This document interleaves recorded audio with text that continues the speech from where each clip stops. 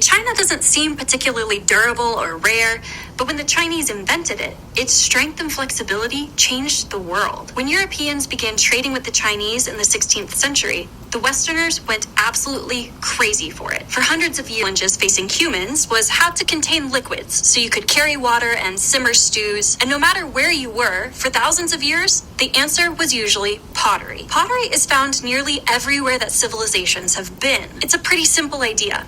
Dig up some clay, mold it into a useful shape, and bake it until it's hard. Pottery is made of the same stuff as rocks, and it's kind of hard like rocks, but it definitely isn't a rock. Clay is made of minerals built from aluminum and silicon, with other trace elements thrown in depending on where you live.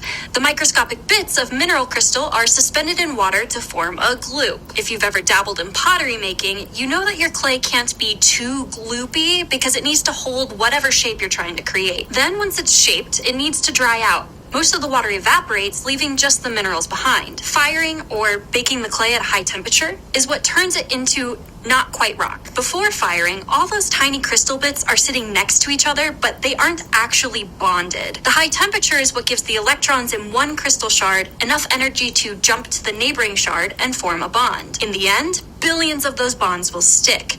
The result is a continuous material with each crystal bit linked to its neighbors. When it came to transporting liquids, pottery was a huge upgrade from the woven or animal skin vessels that came before, but it still had its drawbacks. In Han Dynasty, around 100 CE, Chinese potters conducted a lot of experiments with clay, adding different minerals to it and firing their pieces at various temperatures. They eventually came across a formula that, when fired at high temperatures, turned into a white, perfectly smooth, and shockingly durable ceramic.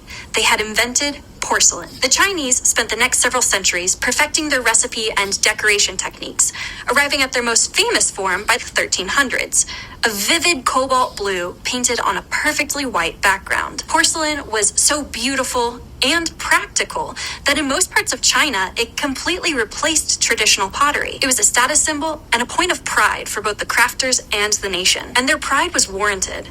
When Marco Polo first encountered porcelain, he wrote, "It is of such beauty that nothing lovelier can be imagined." As trade routes expanded, porcelain made its way west and enthralled the Europeans. By 1600, they were obsessed with Chinese porcelain. It's estimated that between 1200 and 1800, Europe imported 70 million pieces of it from China. For comparison, in 1500, there were only about 60 million people total living in Europe. Europeans had been making their own ceramics for quite some time, but porcelain was so much better.